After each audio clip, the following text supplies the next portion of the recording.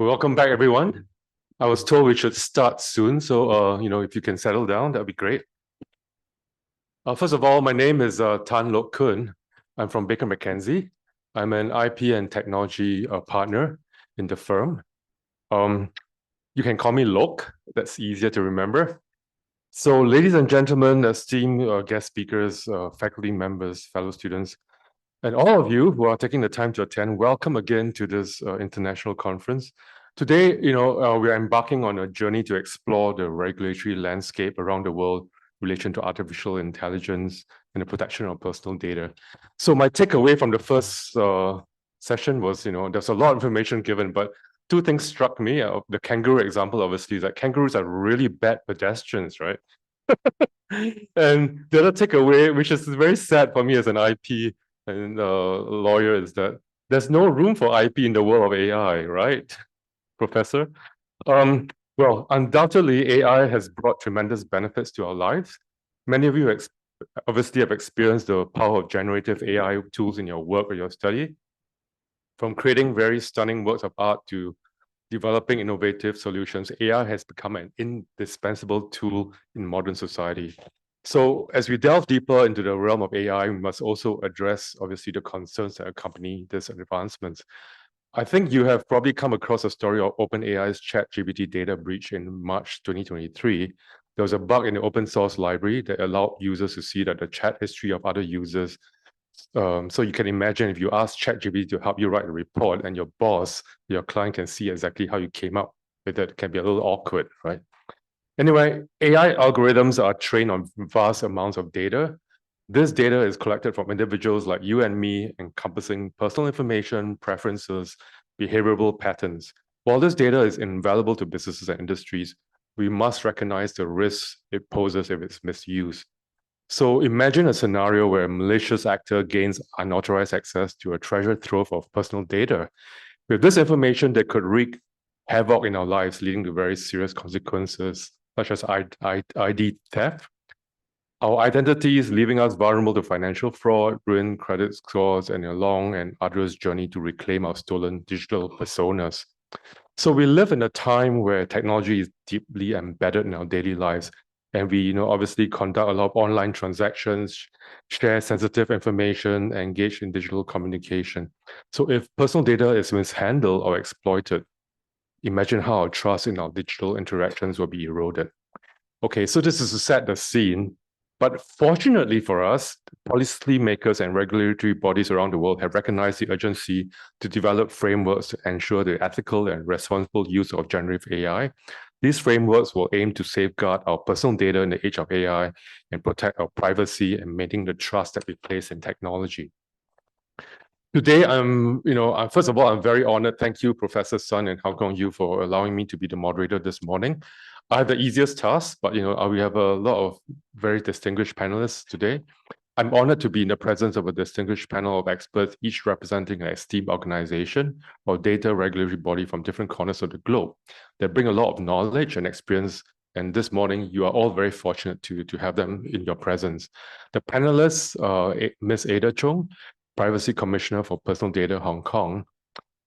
She was appointed as Privacy Commissioner in September 2020. She led her team in a compilation on the guidance of ethical development and use of AI in Hong Kong.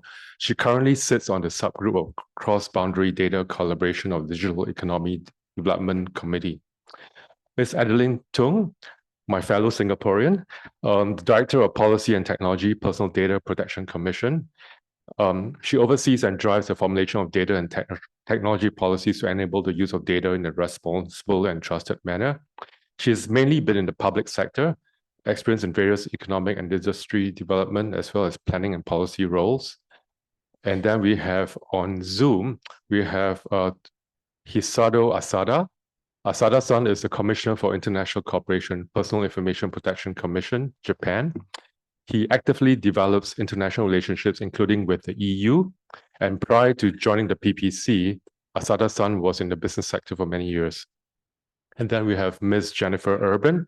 She's the chair of the California Privacy Commission Protection Agency Board. Jennifer has been clinical professor of law at University of California, Berkeley School of Law. She was also Director of Policy Initiatives at the Samuelson Law, Technology and Public Policy Clinic, and so on and so forth. So Jennifer, a very illustrious background. And then last but not least, Steve Wood, the founder and director of PrivacyX Consulting. He's a former Deputy Commissioner of the Information Commissioner's Office in the UK. So with this panel, what we're going to do this morning is I'm going to take you, each of them is going to deliver an individual presentation, followed by an interactive discussion that we'll have on the stage. And then, of course, we'll open it to the floor for questions. So I've taken away some of the time already, so I'm going to give it back to them right away. I will start off with Ms. Ada Chung. Over to you.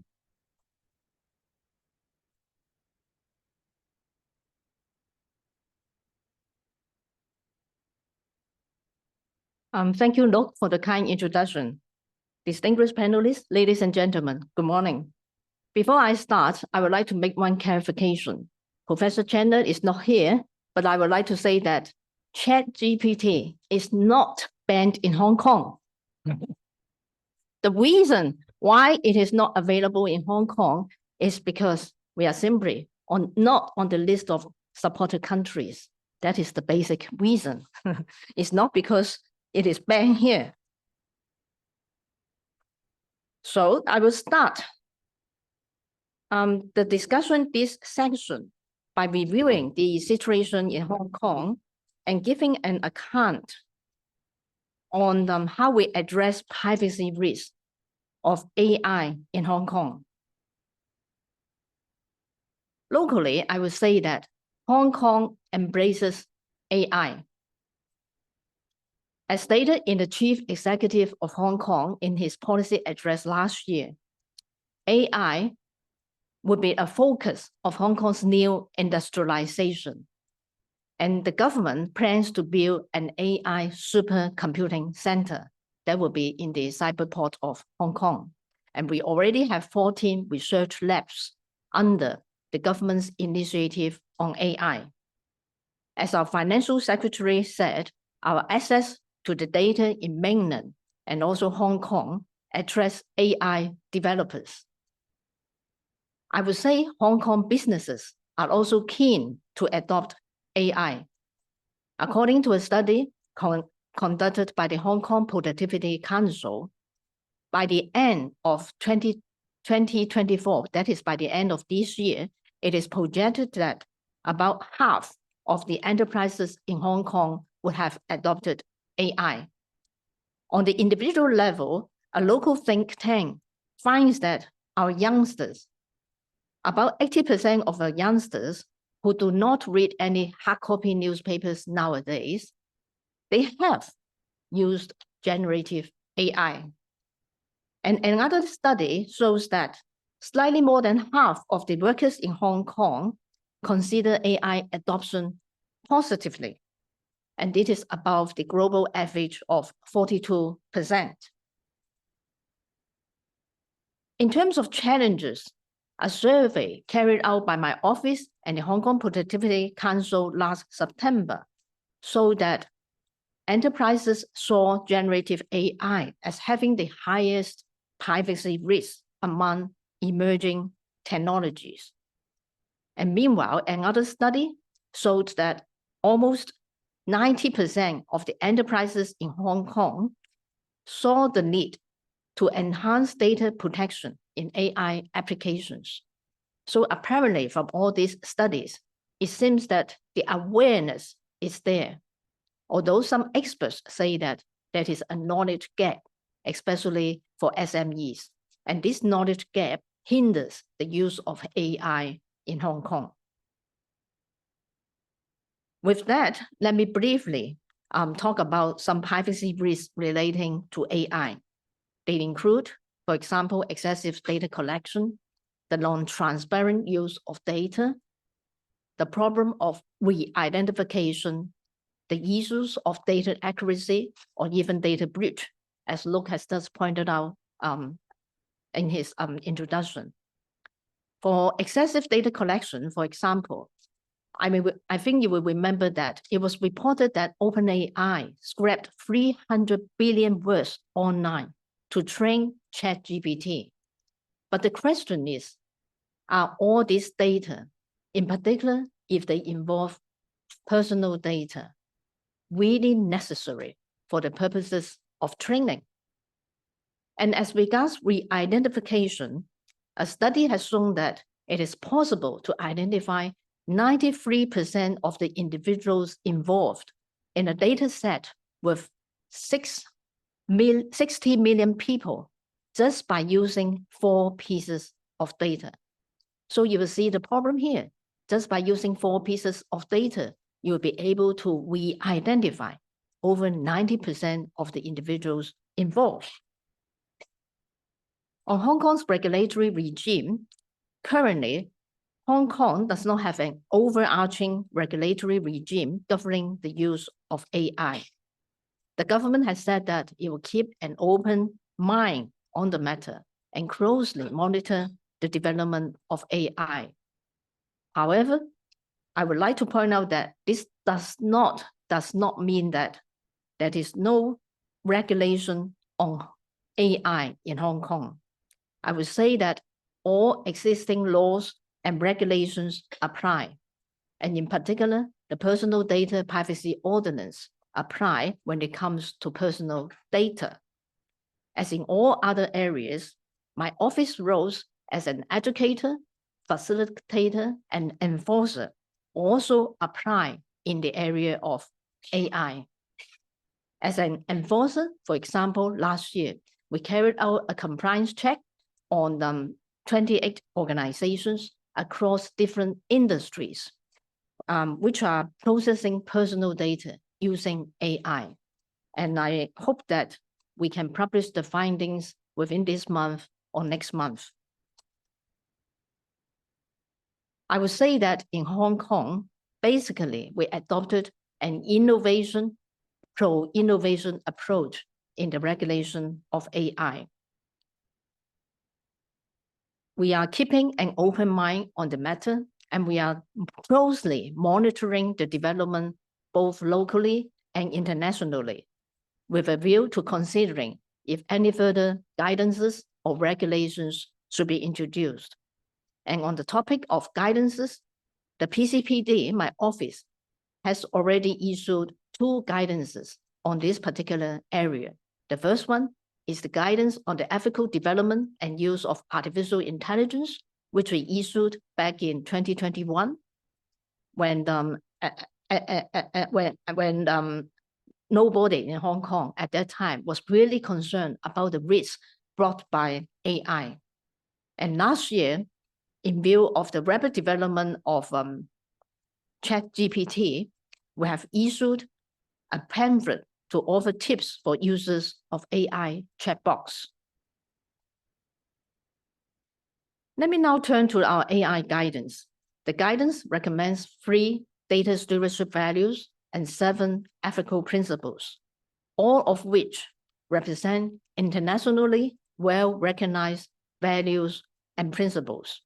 And the guidance also contains a 4-step practice guide that follows the structure of a general business operation, so as to facilitate businesses, especially the SMEs, to use AI or to customize AI or to develop AI in a responsible and ethical manner.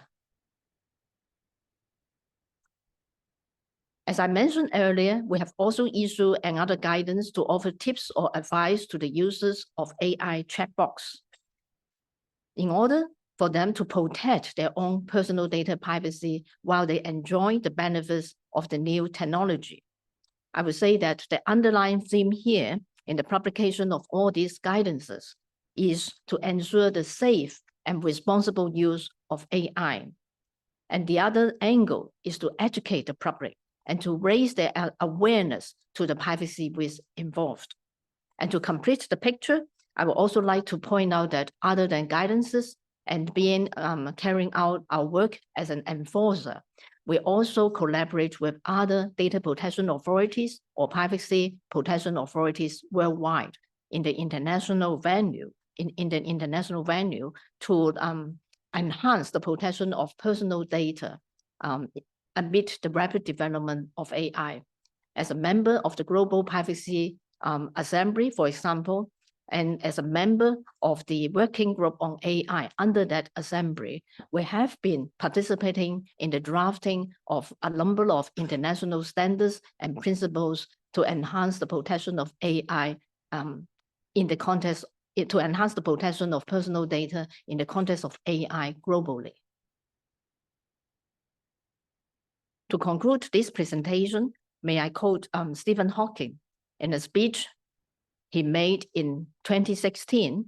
Hawking said this: "Success in creating AI could be the biggest event in the history of our civilization, but it could also be the last, unless we learn how to avoid the risks." And I believe that the discussions today and tomorrow will help us to learn how to avoid the risks involved. Thank you.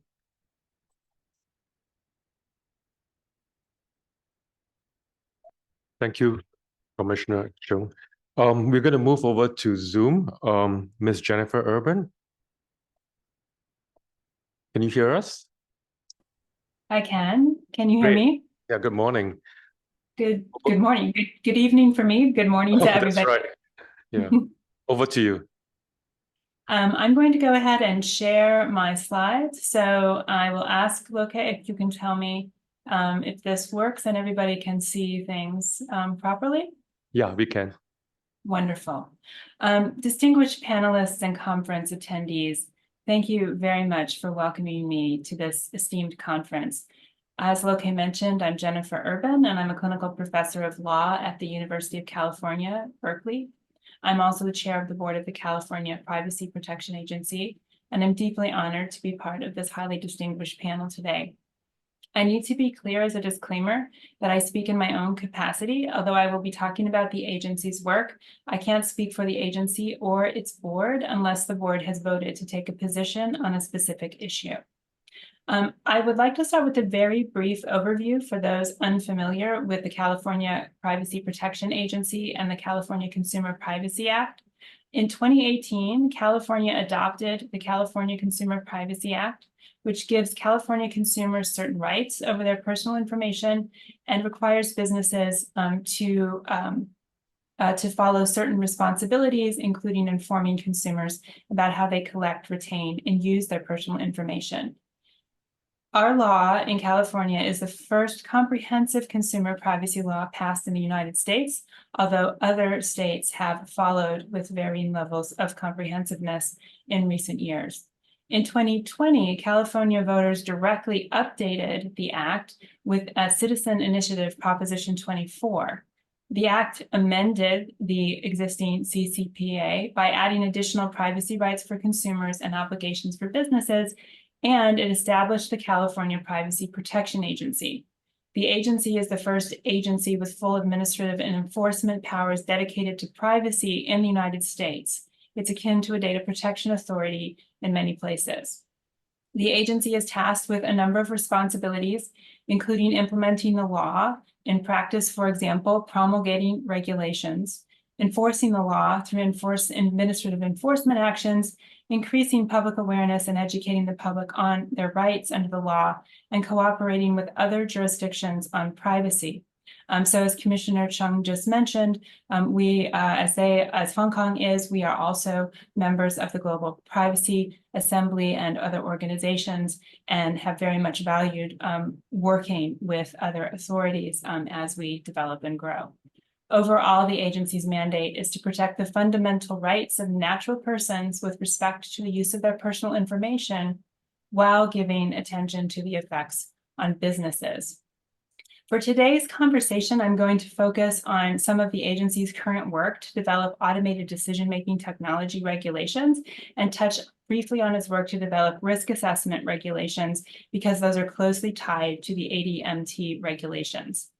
If there's time, I'll say a bit about additional efforts by California and the US federal government on AI, or we can leave that to questions if that turns out to be better for time. I'll start with the draft automated decision-making technology regulations. As a threshold matter, I have on the screen here the definition of automated decision-making technology that is in the draft regulations. Note that the California Consumer Privacy Act and the regulations use the term automated decision-making technology and not the broader term of AI. While they overlap, they are not the same.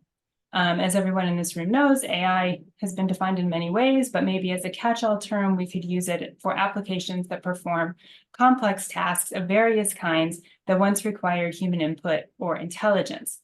The term used in the CCPA, the law, is automated decision-making technology. So focused on the use of personal information to make a decision. The current draft regulatory framework defines automated decision-making technology, as you see on the screen, as any system, software, or process that processes personal information and uses computation as whole or part of a system to make or execute a decision or facilitate human decision-making. This includes profiling, and that is explicitly stated in the statute. While the definition itself may seem broad, the statute and the proposed framework both narrow who it applies to through the actual triggers of who needs to take action to implement the protections.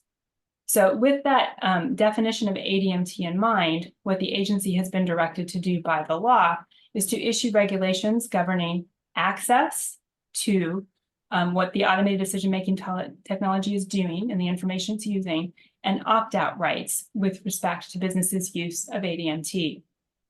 It requires businesses' response to access requests to include meaningful information about the logic involved in decision-making processes as well as a description of the likely outcome of the process with respect to the consumer.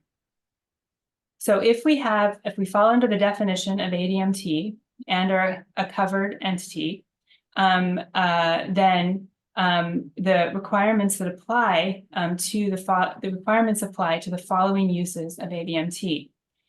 For decisions that tend to have the most significant impacts on consumers' lives. This will, for many of you, look familiar from the GDPR and would include, for example, decisions about employment or legal effects on a person. It also includes profiling consumers in publicly accessible places like shopping malls, medical offices, and stadiums. This would include, for example, using facial recognition technology to analyze consumers' behavior. And it would also include profiling a consumer for behavioral advertising, as well as additional options that are connected to profiling of children and using consumers' personal information to train these technologies. So for businesses using ADMT as defined for these particular kinds of reasons, the draft regulations would provide consumers with protections, including the ability to opt out, which is in the law, prior to which the business would be required to provide pre-use notices to inform consumers about how the business intends to use ADMT, so the consumer can decide whether to opt out or to proceed or to request access to more information. This notice would be provided to consumers before the business uses the technology with respect to them, and this is in line with pre-collection notices more generally required for personal information under California's law. For ADMT, the pre-use notice would need to provide information about the logic of the ADMT, as the law mentions, the output that's intended, how the output will be used, and whether the ADMT has been evaluated for validity, reliability, and fairness. As you can see, this will provide consumers with some important information to help them understand how the ADMT will be used so they can make meaningful choices about whether or not to opt out or to proceed with the business's use of ADMT. If the consumer just chooses to opt out, then they could do that. Just as a note, this wouldn't apply in every situation. For example, there are exceptions for things like protecting life and safety.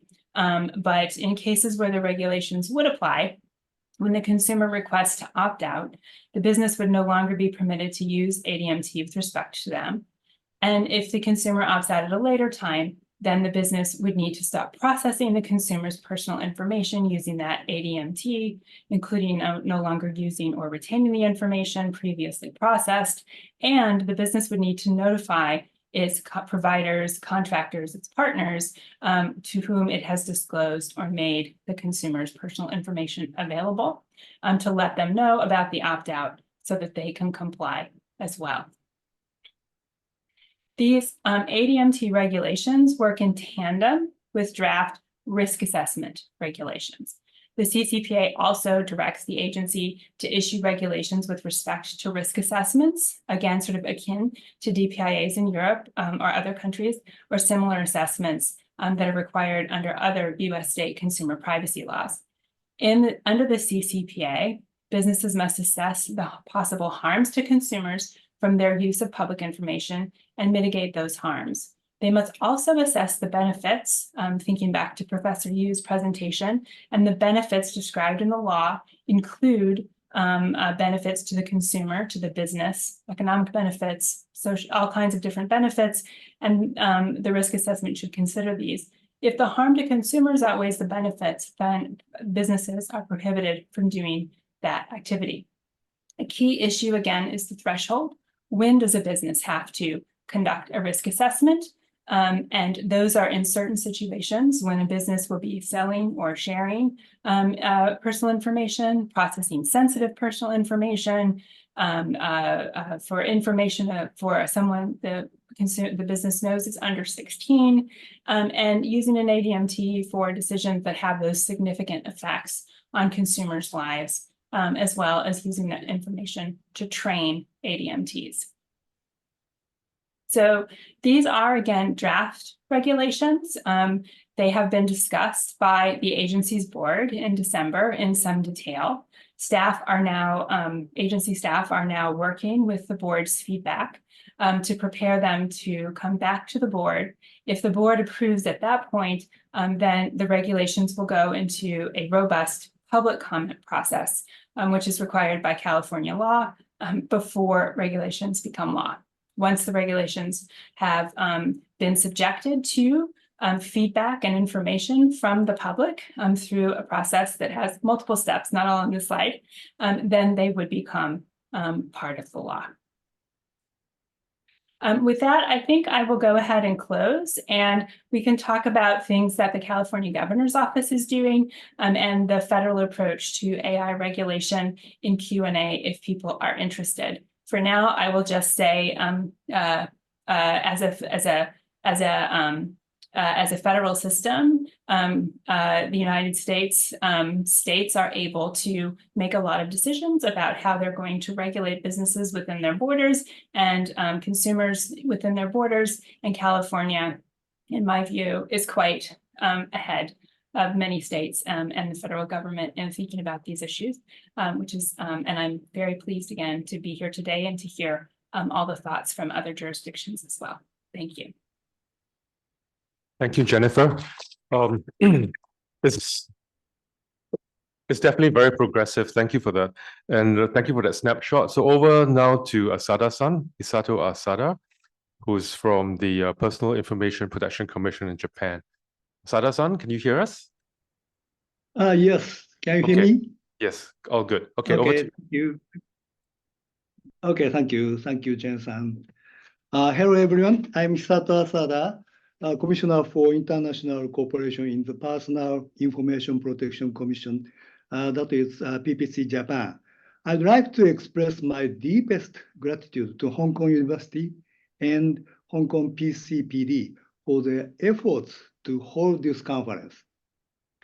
In this part, taking the theme of the panel into account, I'd like to introduce two initiatives we implemented on generative AI. One is notices on the use of generative AI services, which the PPC issued, and the other is statement on generative AI, the outcome of the G7 Data Protection and Privacy Authority Roundtable. Let me begin with notices on the use of generative AI. It is a notice document published by the PPC in order to cope with data protection and privacy challenges. posed by generative AI services. The document clarifies an evident that the existing Japanese data protection law, which is the APPI, will apply to AI services. Though there is no AI dedicated law in Japan, this document consists of two parts. One is explanation on what users should be aware of when using generative AI services, and the other is the outline of the regulatory notices the PPC issued to OpenAI. Here, I am mainly introduce the latter. On June 2nd, 2023, the PPC issued a notice document to OpenAI. The developer and provider of famous generative AI service, ChatGPT. The notice focuses on two key points. One is acquisition of sensitive personal information and notification and disclosure of the purpose of use. At first, I'll make an explanation on acquisition of sensitive personal information. Japanese data protection law, the Act on the Protection of Personal Information, which is the APPI in short, prohibits business handling personal information from acquiring sensitive personal information without obtaining that subject consent in advance. So the PPC clarifies the following three measures and instructed the OpenAI to take them in order to observe the sensitive data acquisition rule. Firstly, the OpenAI should take measures in advance not to include sensitive data in the data company collects. Secondly, the OpenAI should take measures to decrease sensitive data from its collected data soon after the company collects data in case that it obtains sensitive data.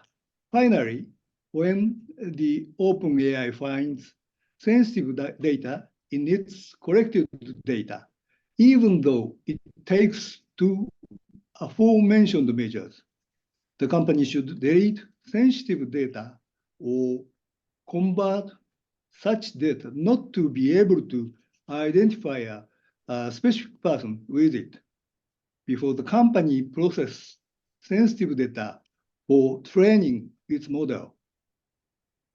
Next, I will explain on notification and disclosure of the purpose of use.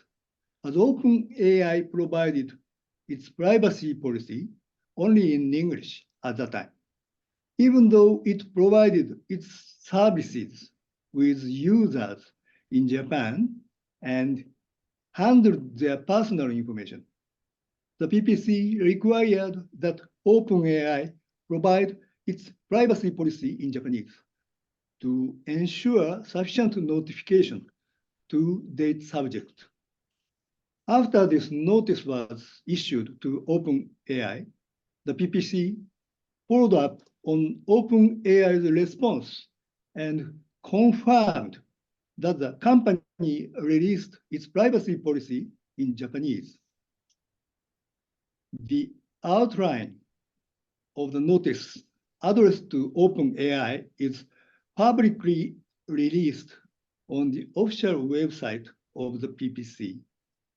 So this is to become the reference for developers and providers of generative AI services, and to contribute to mitigating risks or harms. Thanks to this effort, the PPC have not found serious and specific problems around generative AI for now. However, I think that it is necessary to continue to closely monitor the development and use of generative AI services and consider additional measures as the situation demands. That is all for the outline of the PPC's guidance to the open AI. For your information, as I noted before, the PPC issued notice not only to the OpenAI as a developer and provider, but to users of generative AI services. In light of restrictions on purpose of use and third-party provision, the notice to users calls their attention to the risk that users may be deemed to be in violation of the provisions of the APPI when they input a prompt containing personal information into generative AI services.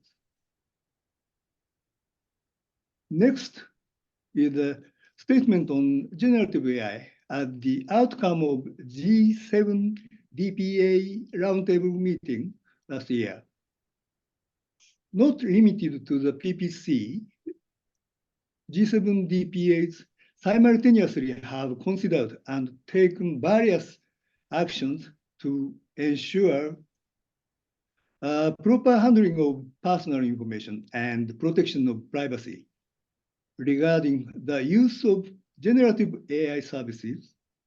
For example, some of you may remember Italy's DPA guarantees regulatory action to suspend the use of ChatGPT temporarily in March last year. Against this background, Japan, as the 2023 G7 presidency, proposed to issue a G7 DPA common message on generative AI, and then the G7 DPAs concluded the statement on generative AI. The statement lists key areas of concerns, ongoing actions being taken by G7 DPAs, and internationally observed data protection and privacy principles with which generative AI developers and providers should comply as risks emerging in the areas of concerns. The statement point out personal data processing without any legal basis interference into security, security safeguard measures, failure to ensure transparency, etc. In addition, on G7 DPA's ongoing actions, besides those taken granted, the statement introduced that their actions include close communication between technology companies and DPAs, investing or issuing regulatory risks, regulatory notices on generative AI based on respective legislations, promoting enforcement cooperation or sharing information among various jurisdictions, and providing information on AI, such as guidance for data protection compliance. Moreover, regarding internationally observed concept of principles that developers and providers should comply with, the statement shows privacy by design, data minimization, transparency, accountability, and so on. The statement has been listed on the PPC's English website and you can access and to read it outline. I shared a link to it with Moderator, who may kindly extend it to organizer of this conference. So far, those who are interested in the statement, I would like you to contact the organizer for the link. Following the statement, the Global Privacy Assembly, GPA, adopted the resolution on generative AI system in October last year, which builds on and endorses the G7 statement on generative AI. It shows that the G7 statements, together with the GPA resolution, could be served as global guidance for the use of generative AI services in the context of data protection and privacy. We hope more AI actors, including users, will refer to the statement, and the global discussion on generative AI will be advancing further. This is all my presentation. Thank you for your attention. Thank you. Thank you, Asada-san. We're going to move over to Singapore. Ms. Adeline Tung.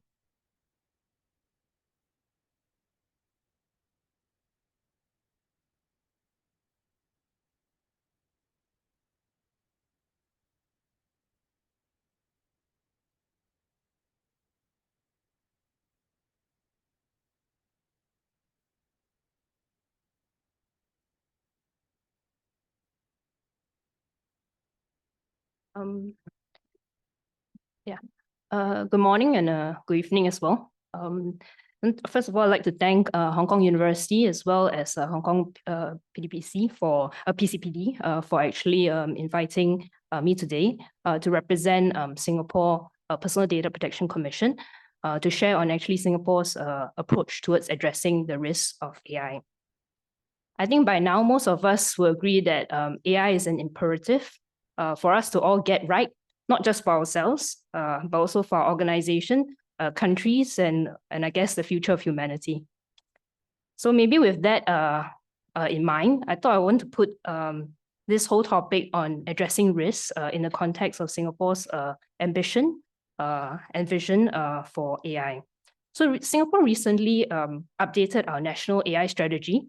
We have had one since 2019, it was 1.0.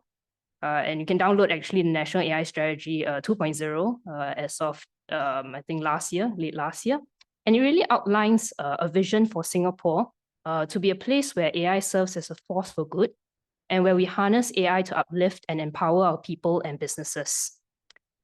So it's a very ambitious vision and aims to bring together 10 key enablers to achieve this vision. As you can see right at the bottom of this infographic, we have the whole idea of data and trusted environment. So as a data protection regulator, PDPC will play a key role to enable the responsible use of data and the development of this trusted environment for AI. So maybe for the audience, a little bit of background on PDPC as well as our Personal Data Protection Act, if you're not familiar.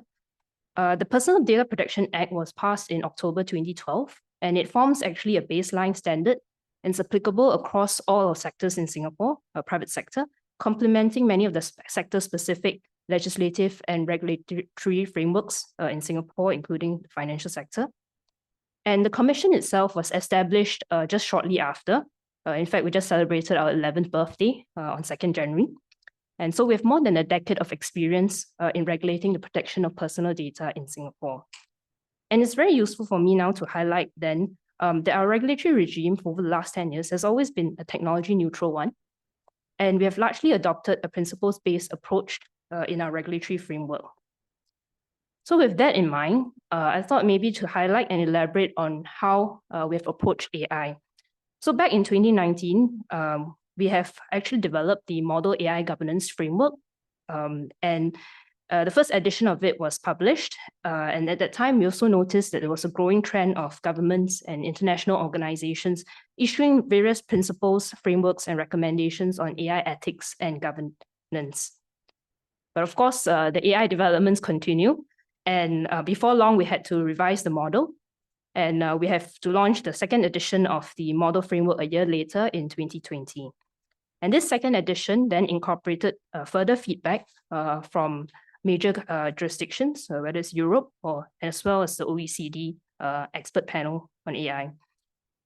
And it also actually incorporates the experiences of organizations that have adopted AI solutions in their work and focuses on 4 broad areas.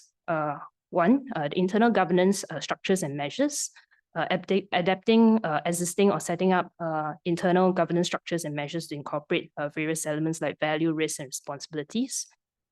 Second area of determining the level of human involvement in AI-augmented decision-making, putting in place some guidance on the methodologies to aid organizations in setting up its risk appetite for the use of AI, sharing a little bit about operations management and the kind of issues to be considered when developing, selecting, and maintaining AI models.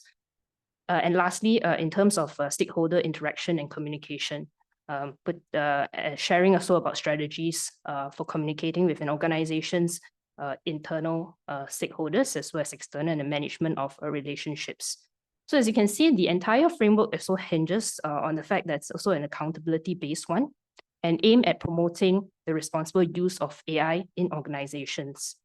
In the very same year, the Personal Data Protection Commission, we have also amended the PDPA to include accountability as an explicit obligation, alongside enhancing the PDPC's enforcement powers and including a few exceptions to better enable organizations to collect and use data, for instance, to undertake research and development or to improve the existing business operations.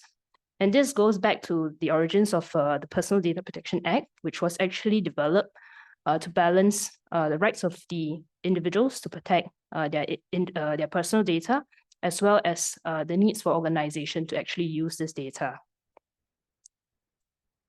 As we all know, I think in end 2022, generative AI then took the world by storm. I won't belabor that with the launch of ChatGPT by OpenAI. And many jurisdictions were then compelled to re-examine their regulatory regimes and consider how AI should be governed. As I think Google CEO mentioned, AI is too important not to regulate and too important not to regulate well. So Singapore is actually no different from the rest.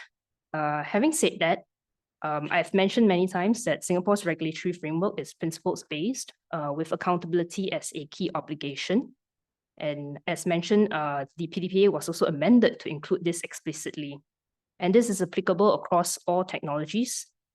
As such, there's really no reason that PDPA would not apply even with the advent of ChatGPT or generative AI.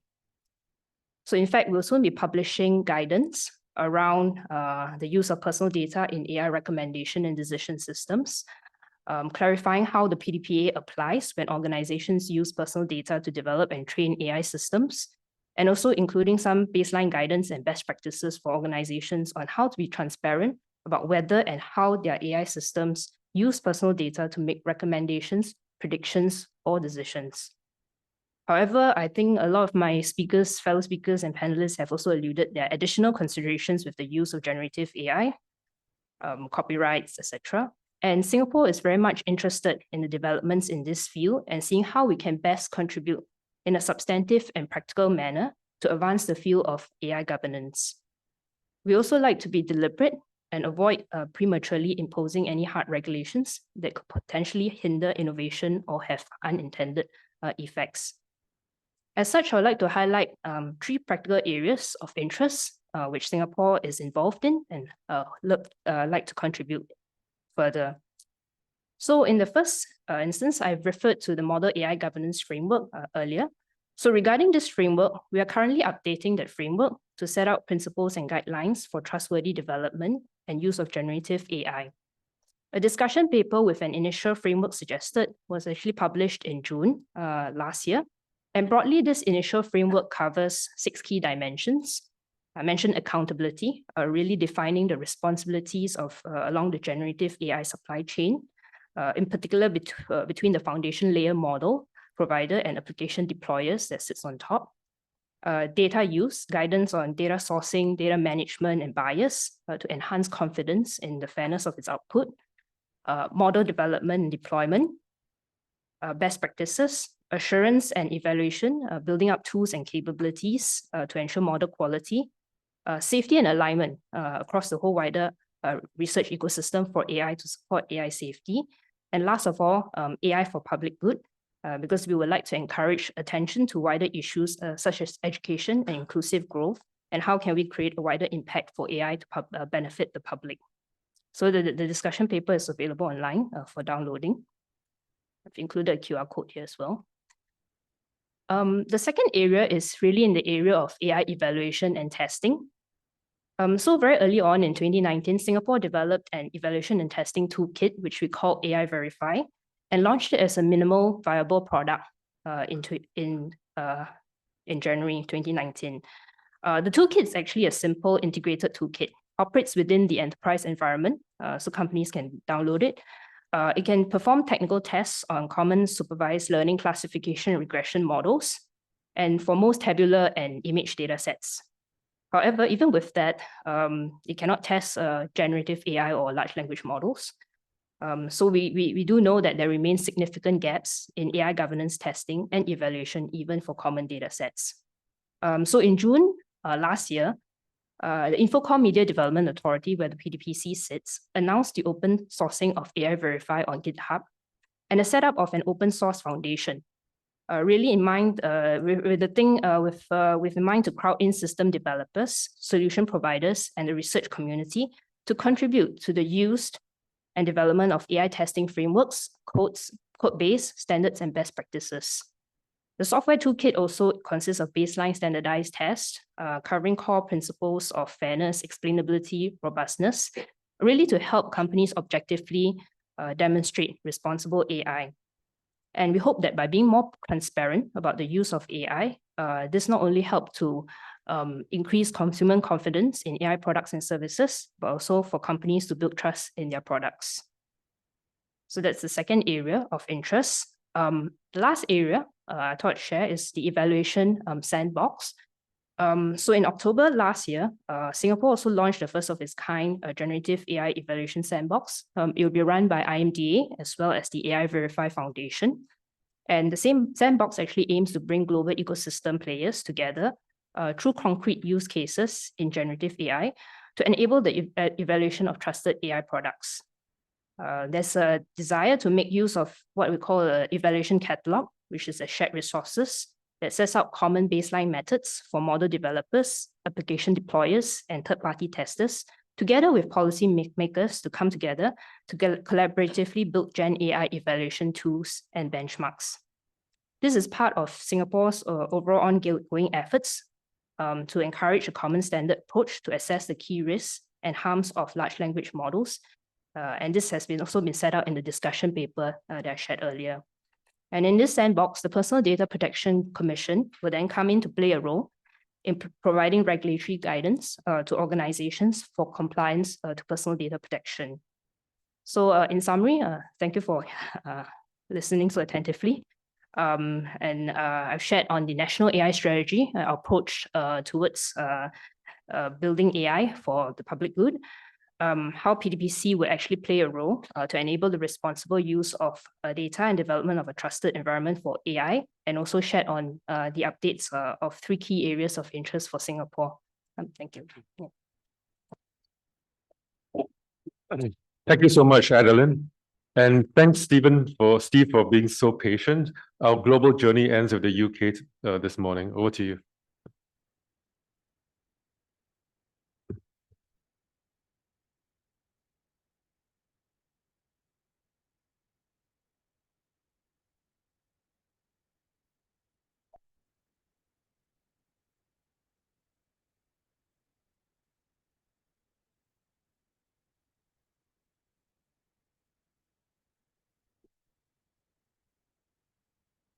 Well, thank you very much, and I'm delighted to be here. And I'd like to extend my thanks to the organisers at the university here for their very warm welcome that I've had since arriving in Hong Kong, and really looking forward to having a further discussion on this fantastic panel. Yeah, so I have the opportunity to come last on this panel, and I guess I'm a little bit unique in the perspective I bring, because I bring 15 years worth of experience of data protection regulator, of having worked for the ICO, the regulator in the UK, but also I left the ICO in 2022. So I have nearly 2 years experience now of starting to think a little bit more independently and observing some of these things from the outside as well. So you'll get that observation in my presentation today.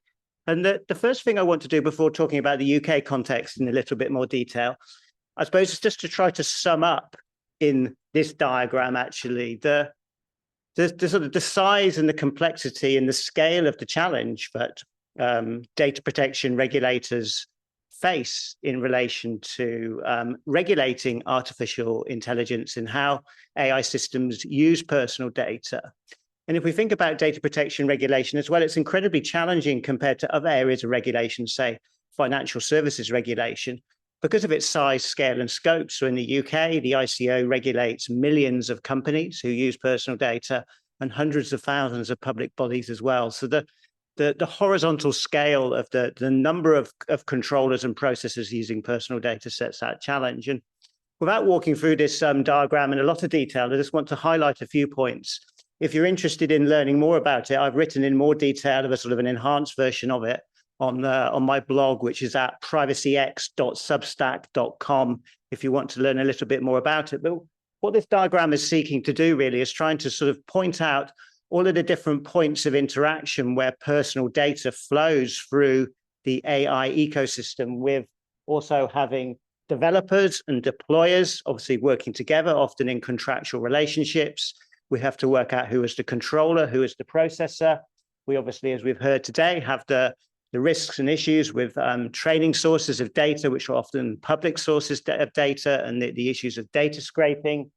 And then we also have, of course, the way the systems are constantly using personal data, interacting with users in different contexts in terms of all of the different areas of learning that takes place from the activities that happen on the systems as well, and how all that feeds into the different AI models that are actually being used by the developers and then offered for adaptation by the deployers as well. So how does that all fit into a sort of an overall ecosystem? But then the challenge for data protection regulators is to identify the risks and the harms and the priorities and the areas to tackle in upholding the principles and rights that users have under data protection laws in terms of protecting individuals and enabling responsible innovation as the goal of the data protection laws that regulators have to uphold. So that, in a way, is the challenge there that data protection laws sort of face, and how we move into it. And it'll be really interesting to discuss some of those issues on the panel. And the next thing I just want to point out is the different roles a data protection regulator should play in the context of AI. And I think it's important to illustrate that there's not sort of one prescriptive way of applying this model. It's how this model works in the context of the jurisdiction that the data protection regulator is based in, and the level of maturity in terms of how AI is being used in that particular jurisdiction. But what I'd say is that the data protection regulator should consider all 5 of these roles and get them right in terms of the balance and how they actually develop into, I'd say, a proper system of data protection regulation, which is planned and has priorities, but equally as well, the other challenge is agile to the developments as they emerge as well. And that's the key challenge. So how can a data protection regulator advise to be able to proactively set out their expectations is incredibly important. Data protection regulators are going to need to innovate themselves and provide innovative tools. And we heard some of that from Singapore earlier in terms of sandboxes. Data protection regulators in some jurisdictions as well will act as approver. And so they'll actually approve certain types of personal data processing activity. How is that going to work in the context of AI? And also they're going to need to observe and monitor. So they've got that intelligence constantly feeding into their strategic approach as well. And lastly, and of course, importantly, the unique thing that the data protection regulator does is it has those powers of enforcement. So where they're actually going to intervene in a hard way using the law, so enforcement notices, fining powers, other interventions such as compulsory audits to actually make the system work as a whole. And I think it's going to be very important as well that data protection regulators sort of define the outcomes. What are they going to achieve in data protection regulation in relation to AI? What impacts are they going to have in actually protecting individuals in a real way? And what practical steps do organizations need to take? But that's like the overall challenge that I'm setting out. And a piece of research I've undertaken, which I'm going to publish in March of this year, has actually analyzed all of the strategies of data protection authorities and actually looking at how they're actually implementing these different roles and how they're starting to adapt their strategies for artificial intelligence regulation as well. So that should be coming out in March of this year. So that's sort of the overall context that I just wanted to set out generally in the global situation. And now I'm just sort of going to move, and I've been asked to talk a little bit about the UK situation. And I think what's interesting about the UK is that the approach to artificial intelligence in the UK has been quite different to that of the EU. So we do not have a proposal on the table in the UK for a general artificial intelligence act to regulate AI, which means as well we're going to rely on existing regulators and at the moment, a set of non-binding principles set out by the government in their 2023 white paper. So at the moment, of course, it doesn't mean that AI is unregulated in the UK, as we've heard already a number of times today. Data protection law in this context, the UK GDPR, applies extensively to AI systems using personal data. In the UK as well, we have some reforms proposed in the data protection bill going through Parliament. One of the most significant relating to AI is the new definition of research, which is being introduced into the legislation, which may widen the opportunities for organizations potentially to undertake research and use training data. So that's going to be one element. And also the changes that the UK government has proposed to the Article 22 automated decision procedures in terms of rowing back really from the EU position of having a general prohibition on automated decision making and moving that more to a situation where there'll be conditions imposed for automated decision making. So there's some important changes happening in the UK related to data protection. The situation in the UK as well, I think, will also be focused on cooperation between regulators. That's going to be, I think, the hallmark of the UK approach. So we've got the RCF in the UK, the Digital Regulatory Cooperation Forum, quite a difficult one to say, but that's involving all of those different regulators listed up there. So data protection, communications, online safety, financial services, competition and consumer regulators working together in a joined up way with really sort of joint outcomes in mind, trying to create an overall regime of coherence in terms of AI regulation between themselves. And uniquely as well, I think they're going to be UK will be one of the first countries to introduce a joint sandbox. So all of these regulators working together when certain companies approach them for innovation advice on compliance with the regulators. And the regulators are getting additional funding to take this forward. As we know as well, the UK hosted the AI Safety Summit in November of last year, and that has led to the establishment of the UK AI Safety Institute. This is more focused on the existential risks of AI rather than issues such as data protection. So it's about the testing of the safety of AI systems with regard to these sort of overall risks in terms of sort of harms to humanity. And I think it's important to stress that the AI Safety Institute is not a regulator. So it's going to do an awful lot of, I think, important scientific work in terms of testing of systems. And we'll probably need to work with the existing regulators, but it's not going to be a regulator in its own right. Some of the debate in the UK is whether the UK government has been too focused on the existential risks, and does the UK need to do more in terms of introducing legislation to potentially bridge the gap that the UK may have in terms of some areas of regulation not being covered compared to the overall sort of holistic approach that we see in the EU. And just to summarize, and I think we can refer back to this when I'm talking on the panel in terms of the approach of the ICO, the UK data protection regulator. What are they doing in practice related to those roles I talked about earlier? So the ICO was quite early out of the box in terms of producing guidance on artificial intelligence. So it actually started that work in 2019. The ICO, I think, was one of the first regulators to have its first AI policy fellow. So we hired a policy expert from the University of Oxford to help us developing this work. So we've produced the ICO produced a whole suite of guidance on a whole range of areas, and also instance-specific areas in terms of facial recognition technologies and privacy-enhancing technologies. So the ICO has been very heavy on producing guidance and actually sort of helping set expectations about what organizations practically need to do.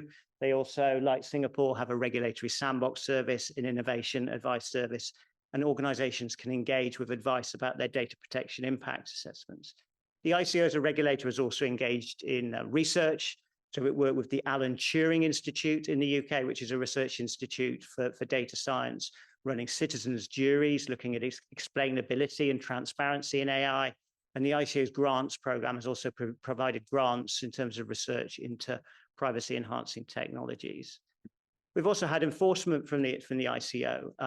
The two key areas, the recent preliminary enforcement notice issued to Snapchat about their chat tool, which was available to children over the age of 13 on their service, in terms of how that has actually been using generative AI and the risk assessment that Snapchat undertook was deemed to be non-compliant by the ICO, and so the ICO has taken that preliminary action in terms of Snapchat's approach to risk assessment. The ICO has also taken action against Clearview AI, the internationally based company for their facial recognition technology, including data scraping of images from the internet as well. The UK is also very big on regulatory cooperation internationally with some of those bodies I've already talked about. The DRCF and the Centre for Data Ethics and Innovation is a government-based think tank on data innovation, and the Alan Turing Institute I mentioned earlier. And then we have these international initiatives that some of the colleagues on the panel already mentioned, but the ICO is also very invested in making sure there's an international approach in terms of how these joined up initiatives, I think, particularly where the regulators can perhaps feel as though they're in a David and Goliath situation sometimes with the large multi-billion-dollar companies that's having to regulate. A lot of these multi-billion-dollar companies have thousands upon thousands of AI engineers. A data protection authority is lucky if they can afford 5. So it's really important if the data protection regulators collaborate internationally to sort of leverage their strength together and also sort of share and collaborate on developing knowledge and expertise as well. So the international dimension is very important to the UK approach as well. And I'm happy to leave it there and make sure we allow some time for the panel and look forward to the discussion. Thank you.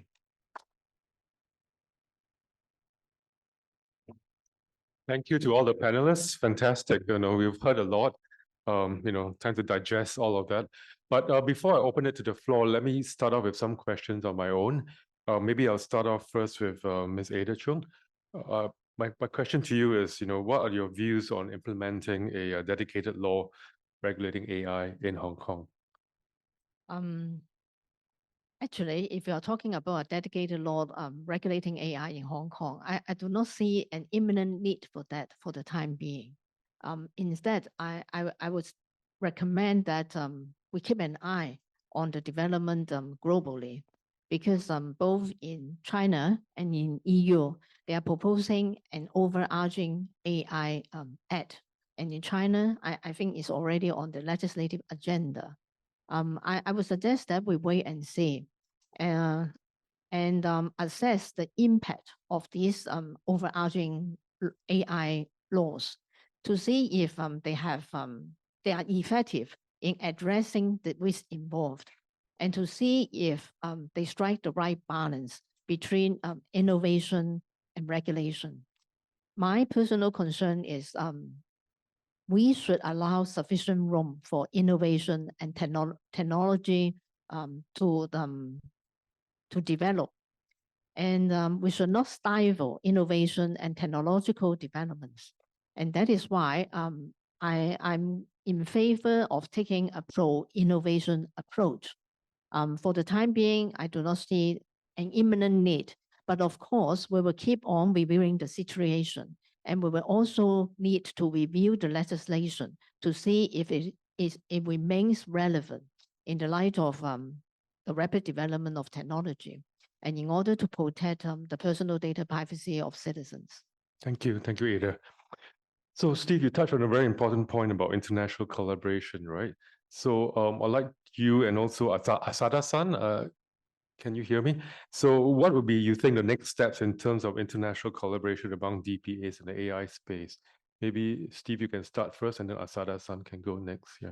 Yeah, thank you very much. I mean, I think I started to touch on that in my presentation, but I think there's different levels of collaboration. So I think there's the information and knowledge sharing that data protection authorities can undertake. So in terms of just building their capacity and their capability, in terms of sharing that expertise and making sure that they're leveraging the money they're investing in, perhaps, you know, bringing in AI expertise into their organizations, and making sure they're working together as well, and on also common AI principles as well. So we've seen that already from the Global Privacy Assembly in the earlier reference for the generative AI principles that they've developed. So I think collaborating on expertise and then using that to generate international principles, at least at a high level, to sort of try to give joined up messages internationally, I think is very important. I think the most interesting area is probably enforcement cooperation, and we're starting to see that at an international level. I think it's important because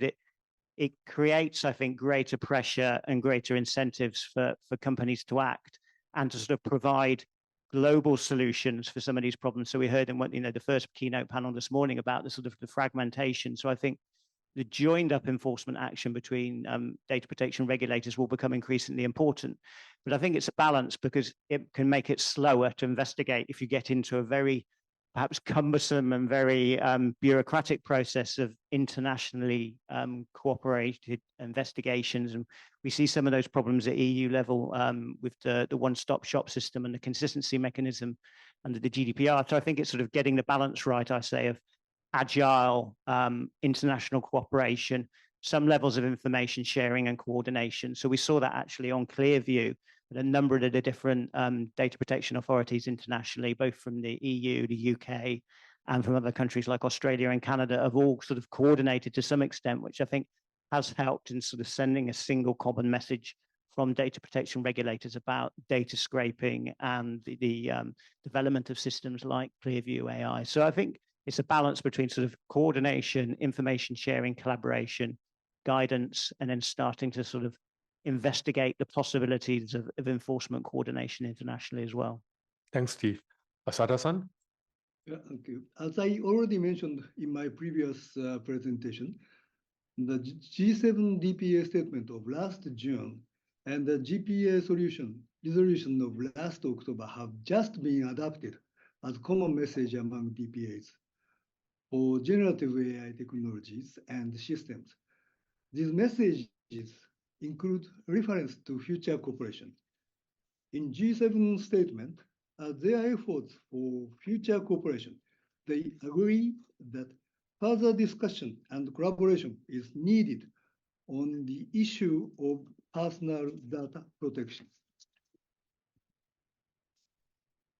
Within the context of generative AI from an ethical, legal, social, and technical perspective, and we'll continue to explore how best to protect privacy in relation to generative AI in the working groups under the G7 DPA Roundtable, and also that they will contribute to discussions on generative AI held in the international fora and emphasize the need to pay close attention to data protection and privacy issues.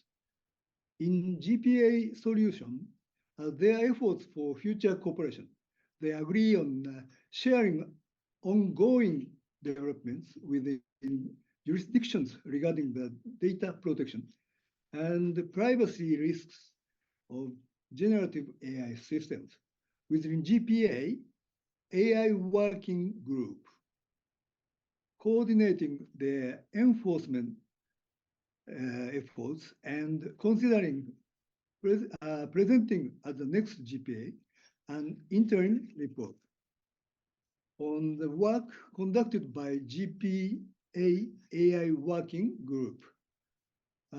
Thus, for our part, I believe that while utilizing the existing frameworks in the G7 and the GPA, DPAs will make efforts to cooperate on exchanging information on ongoing development on AI regulation and coordinate enforcement efforts and where necessary.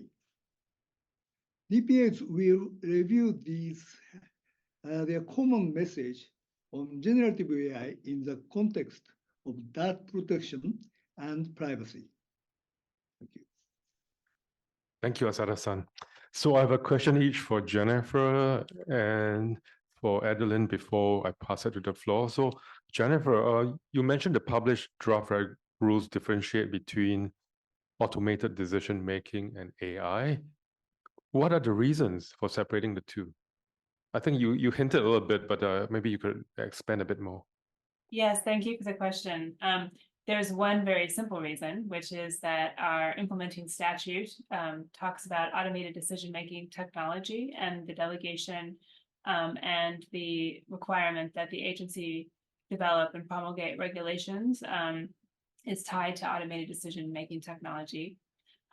That's the sort of easy, short version of the answer. There's a slightly more generalized answer, which is that the terms and the way of approaching it is not identical at all to the General Data Protection Regulation in the European Union, but it is clearly inspired by that framework, which was in place before the California law. So there's a historical precedent there.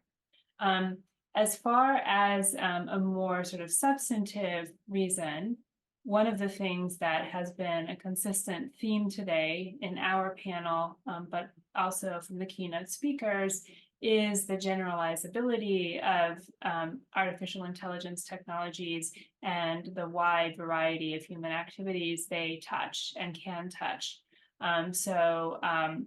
I can't speak for the people who drafted the California law, but my read of it is that focusing on automated decision-making as a sort of specific act that uses individuals' personal information allows for some attention to a particular set of challenges that these kinds of generalized technologies can present.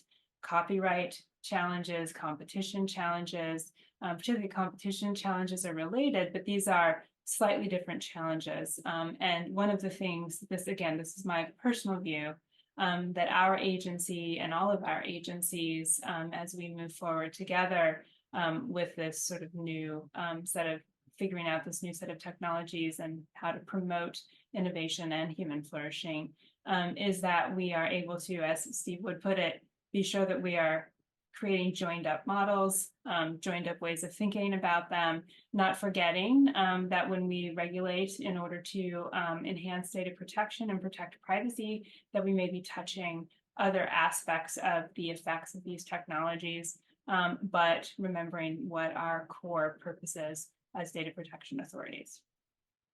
Thank you, Jennifer. Got it. Adeline, over to Singapore, you introduced the regulatory sandboxes, the different types. First with PETs and now AI. What have been the key lessons that you've learned so far in terms of running these sandboxes that you could share? Yeah, I think before I share, maybe just a little bit background on the PET sandbox as well, since I'm not sure if the audience is familiar with that. So we have run a PET sandbox for some time. It really provides the regulatory and support for organizations who want to experiment with the use of privacy-enhancing technologies, such as PETs.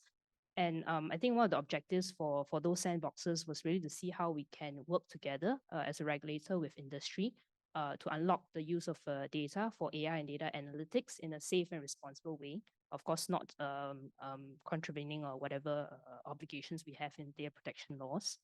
And actually, we've since completed projects with a number of industry partners, MasterCard's one of them, and covering use cases in a range of sectors, whether it's healthcare, financial, supply chain. I think the kind of lessons we learn, I think you've alluded to it also in terms of the hiring of engineers and data scientists, right? As a regulator, we don't have that that flexibility to sort of hire, and it's kind of time intensive. So it requires commitment from all stakeholders involved in that specific use case to actually really roll up their sleeves and work through how it could work as a whole system. And the regulator being also part of that system. So that brings into mind also the second learning point. I think when we go into such sandboxes, I think it's really with an open mind and the whole idea of the nature of experimentation. And I've been mulling over this book recently called The Right Kind of Wrong. I think it's won the FT Business Book of the Year. And they talk about complex failures as well as how you can actually derive intelligence from actually understanding how failure happens. And I think this is one of the things they talk about, complex systems and intelligent failures, right? So, and when we look at the sandboxes, we have to kind of prepare also for unclear outcomes sometimes. And so when we have successful cases, we want to showcase them and publish them. But obviously, behind every success case, we do have actually a slew of cases that actually didn't work out, and it requires time and effort to actually plow through them as well. Yeah. Okay, thank you. So we're going to open it to the floor. I think this gentleman here, yeah, please identify yourself. No, you. Yes, thank you. And keep your questions short, and then we want questions, okay? Not speeches from the floor. I mean, I'll try and keep it as short as possible. David Erdos from the University of Cambridge. And of course, it's important to have a well-balanced law, but I am disturbed by the focus on everything but enforcement. Is there a danger of regulatory capture here? To give some stats from the UK, the number of fines 2018 to 2019 was 22. By 2020 to 21, it had gone down to 3, and it then is now down to 2. So that's an order of magnitude reduction over 5 years in terms of the number of fines. The injunctions have flatlined always between 0 in many years, 1 or maximum 2. We know the Californian ideology, break things, ask forgiveness. On the free nature or the freemium nature of services leads to undercapitalized industries which can't act responsibly. And yet the rhetoric here for innovation seems to endorse that rather than actually protect people. And I wonder if there are any comments on that. Okay, so question on enforcement. Anybody from the floor in Hong Kong? If I may deal with that question first, I would say that enforcement has been one of our core functions. And I did mention that in my presentation as well. I do remember our role as an enforcer other than facilitator and educator. And that is why for last year, for example, we have been carrying out compliance checks on different organizations in different industries on the use of personal data in AI. And we expect to publish a report, a finding on our compliance checks sometime this year. And that process is ongoing. We do remember that well. But I also need to point out that in Hong Kong, my office has no power to impose administrative fines. And my office power is confined to the issue of enforcement notice. If businesses do not comply with the enforcement notice, then the criminal penalties will kick in. And that is our regime. And I think, Steve, you have to face the music and answer that question. Face the music, Steve. Well, I guess, yeah, as I said earlier, I'm coming at it from the perspective of having worked at the ICO, but now I'm looking at it from the outside. I think, firstly, I'd recognize, it was on my slide there, enforcement is a fundamental part of the regime for regulating AI. I think it's probably right that there is that attitude out there from some of move fast and break things, and therefore the intervention of data protection authorities sometimes at an early enough stage to sort of make that meaningful sort of systemic impact may be important. And I think it's is learning from the experience of how the sort of the digital business models for sort of social media developed very, very quickly, and perhaps data protection authorities didn't intervene early enough. So I think it's learning from that experience that intervention via enforcement sometimes is the best strategy, but equally to make it clear that fines sometimes aren't so effective because of the deep pockets of the companies we're concerned with. So I think it's also about enforcement notices, compulsory audits. It's about the outcomes you achieve with the tools, rather than saying it's sort of always about fines or sort of counting the number that have actually been used. It's about what outcomes is the regulator achieving for the protection of individuals. And there's got to be, I think, a better way of sort of, with evidence of sort of systemically. Yeah, I mean, I won't get into a debate, David, about the UK regime. That's one for over coffee for later. But I think the other point is that there's lots of emerging evidence from other areas of economic regulation. If you look at the work of Professor Christopher Hodges at the University of Oxford, who's done extensive work from other areas of regulation, that fines and sort of enforcement-led elements of regulatory regimes are only one element, and they don't always create the right incentives or the right outcomes. So it's about how you, as I put in my slide earlier, it's about how you get everything in balance so that you've got a sort of what he calls outcome-based cooperative regulation is often one of the best forms, but it's how you get there and how you make clear that where people sort of do actually cause harm, the enforcement action takes place. So it's a more complicated discussion, I would suppose. Yeah, it is. Putting some stats out there saying this authority is fined more than the other, but it's not to say that authorities like the ICO don't need to do more in enforcement coming up with AI. It's an open question as to whether that needs to happen. Thanks, Steve. I think enough for the face the music. Okay, I've got one question there, one question here, and one question here. So we need to pack it all in. So can we keep it short and short? Okay, thank you very much. My name is Behzad. Actually, I'm a business consultant, and I might go right to the question. Question is, how do you ensure a balanced approach in policy making for generative AI data protection, considering the interest of the public and the business community? How do you engage with a stakeholder to address privacy concern while fostering innovation and economic growth? This is for all regulators. Whoever wants to answer is okay. I can speak from California, just because we happen to have a very sorted out and formalized process for this. I can start from the sort of narrower aperture of what I talked about in my presentation, which is the risk assessment requirement, which one can think of as an information forcing mechanism to the points that have been otherwise made today. It's really critical that regulators have sufficient information, and it's also critical that companies are able to do a solid analysis and share that with the regulator. But in California, we don't do general guidance very often.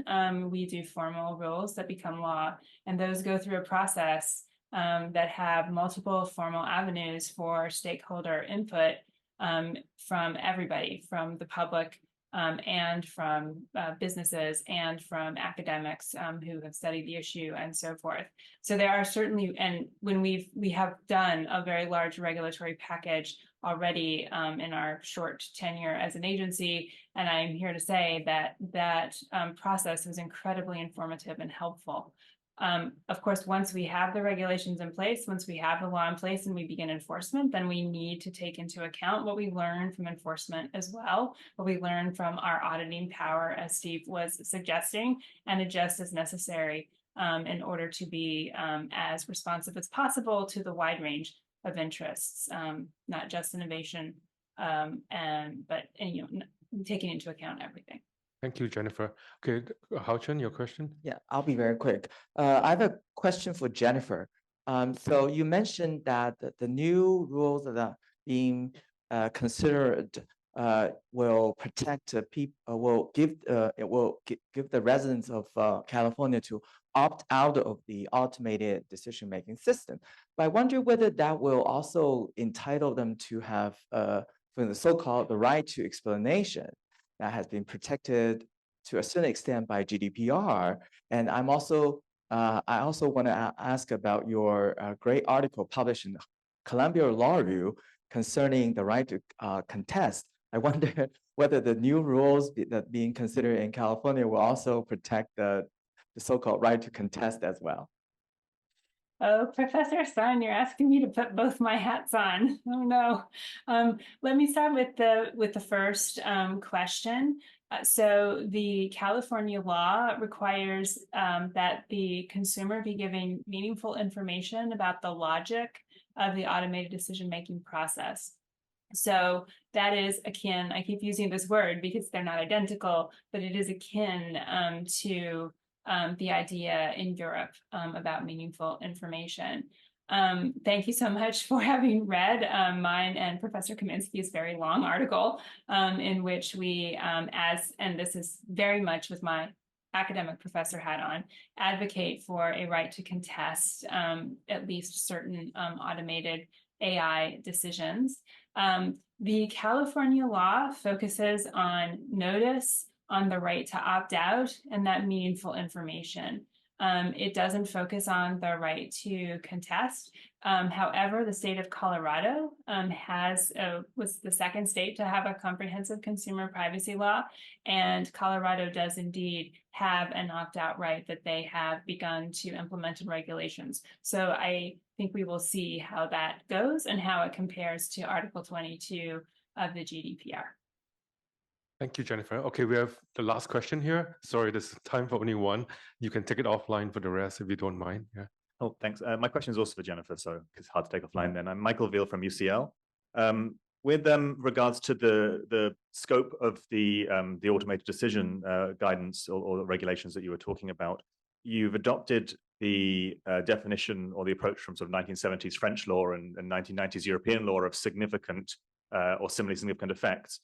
With my colleague Ruben Binns, who actually was listed by Steve as an AI policy initiative of the UK, which is interesting, as ICO policy fellow, we pointed out that it's difficult to do this in practice because significance is hard to anticipate in advance. And for some people, for very small numbers of people, it can be very significant.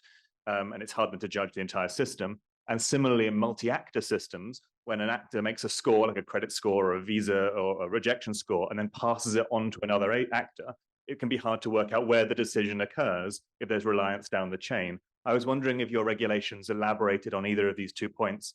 Particularly the last one is in the EU, a judgment indicates that the score itself, the act of scoring upstream, can be a decision in the Schufa decision of a few weeks ago. Yes, so without commenting directly on the specific example, but the general issue of where the decision resides and with whom the decision resides, one of the things that we will have to see how it plays out in the California model and the California regulations is that pre-notice that lets the consumer know what's going to happen, that gives information about the personal information being used, how it's being used, who's using it, and what it's going to be used for.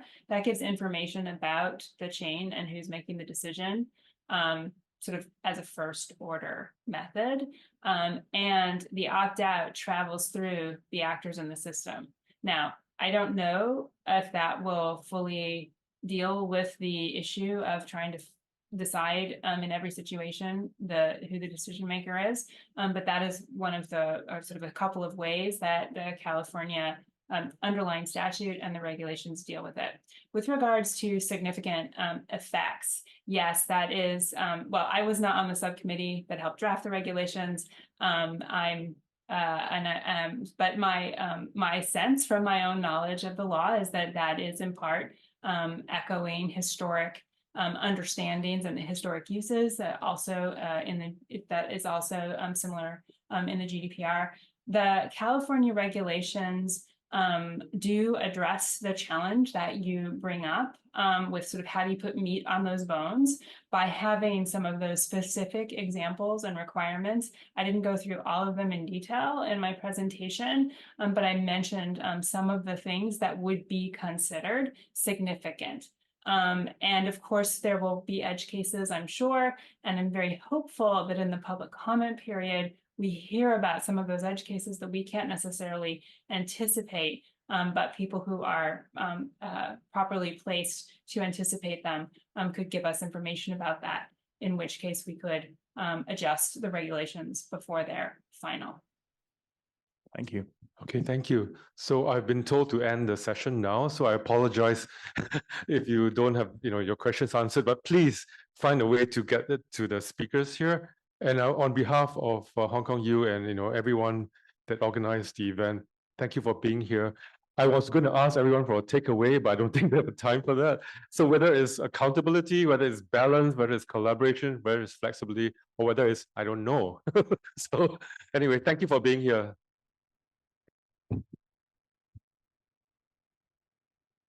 So on behalf of HKU, I want to thank Jennifer, to Asada for participating, and I hope to see you in person in the very near future. Thank you so much again. Thank you, everyone.